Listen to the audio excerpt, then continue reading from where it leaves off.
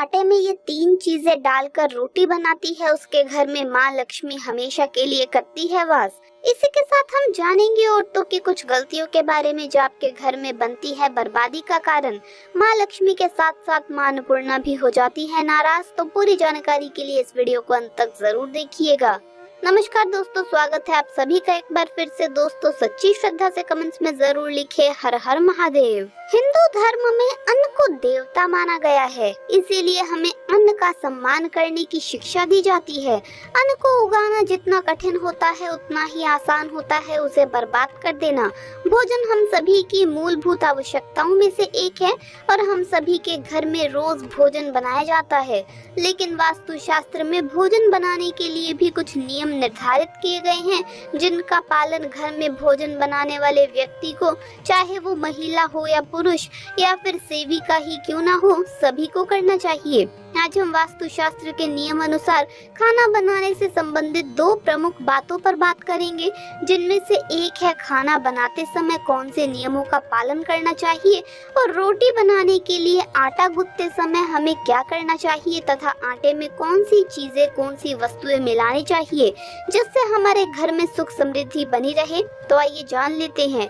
दोस्तों, सबसे पहले बात करते हैं भोजन बनाते समय हमें कौन सी बातों का ध्यान रखना चाहिए और उसके बाद जानेंगे आटे में हमें क्या डालना चाहिए। पहली बात, हम भोजन मुख्य रूप से घर के रसोई घर में ही बनाते हैं, इसीलिए सबसे पहले तो हमें ये देखना चाहिए कि हमारा रसोई घर वास्तुशास्त्र के नियम अनुसार सही जगह पर बना हुआ है या नहीं। वास्तुशास्त्र के अनुसार हमारे घर में रसोई घर हमेशा आग्नेय दिशा में होना चाहिए। इस दिशा में रसोई घर होने से भोजन बनाने वाले व्यक्ति का स्वास्थ्य अच्छा रहता है और उसे खाना बनाने में उत्साह भी आता है। साथ ही हमें इस बात का भी ध्यान रखना चाहिए कि हमें हमेशा ही उत्तर दिशा या पूर्व दिशा की ओर मुख करके ही भोजन बनाना चाहिए। दूसरी बात, भोजन हमेशा शुद्ध और शांत मन से बनाना चाहिए और भोजन बनाते समय मन में गुस्सा या द्वेष जैसी कोई भी भावना नहीं होनी चाहिए।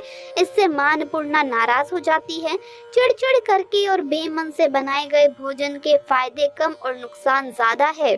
तीसरी बात, भोजन बनाते समय रसोई घर हमेशा साफ और स्वच्छ रहना चाहिए और भूल कर भी कभी बाहर पहनने वाले चप्पल या जूते रसोई घर में नहीं लाने चाहिए।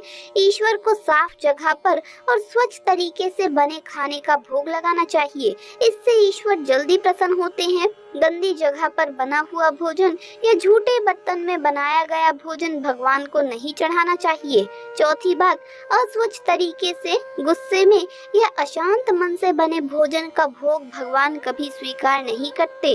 भोजन बनाते समय वाद विवाद किया जाए या फिर मुंह से अपशब्द निकाले जाते हैं तो ऐसे भोजन का शरीर और मानसिक स्थिति पर बुरा प्रभाव पड़ता है। पांचवी बात, भोजन बनाते समय उसे बार बार चखकर नहीं देखना चाहिए, इससे भोजन जूठा हो जाता है। ऐसा भोजन किसी अन्य व्यक्ति को खिलाने से हमें हानि होती है और भगवान को तो अपना झूठा खाना प्रसाद के रूप में खिलाना महापाप के समान होता है। छठी बात, भोजन हमेशा नहा धोकर नित्य कर्म से निर्वृत्त होकर स्वच्छ होकर ही बनाना चाहिए और सुबह जब भी भोजन बनाना शुरू करें तो सबसे पहले माँ अन्नपूर्णा का स्मरण करें और उसके बाद अग्निदेव को स्मरण करके ही चूल्हा प्रज्वलित करें।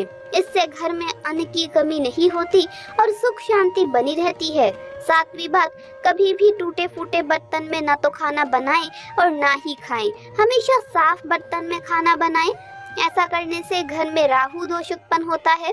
आइए अब जानते हैं आटा गूंथते समय हमें किन बातों का ध्यान रखना चाहिए और आटा गूंथते समय उसमें क्या डालें कि जिसका शुभ प्रभाव हमारे जीवन पर पड़े। पहली बात, कई बार महिलाओं की आदत होती है कि वो समय बचाने के लिए एक साथ 2 समय का आटा गूंथ कर रखती है। सबसे पहले तो ध्यान रखें कि कभी भी आवश्यकता से ज्यादा आटा मिलाकर ना रखें। गूंथ कर रखा हुआ आटा घर में नकारात्मकता लाता है।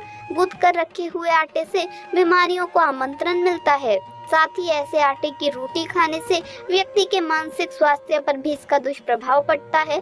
गुथा हुआ आटा बुरी शक्तियों को भी आकर्षित करता है, इसीलिए जरूरत से ज्यादा आटा मलकर ना रखें। दूसरी बात, हिंदू धर्म के अनुसार जब भी घर में किसी की मृत्यु होती है तो मृत आत्मा की भूख शांत करने के लिए आटे के छोटे छोटे गोल बनाकर उन्हें पानी में भरा जाता है।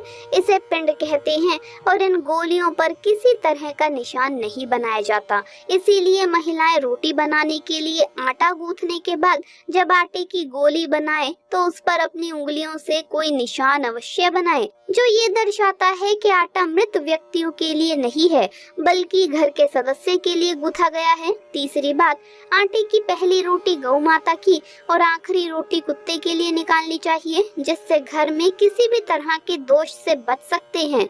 चौथी बात, आटा गूंथते समय हम उसमें नमक तो मिलाते ही है, लेकिन यदि नमक के साथ थोड़ा सा घी और चुटकी भर शक्कर भी मिला दें तो ये बहुत ही शुभ होता है। शक्कर, नमक, आटा व घी सफेद रंग की चीजें होती हैं जिनका संबंध शुक्र ग्रह और चंद्रमा से है।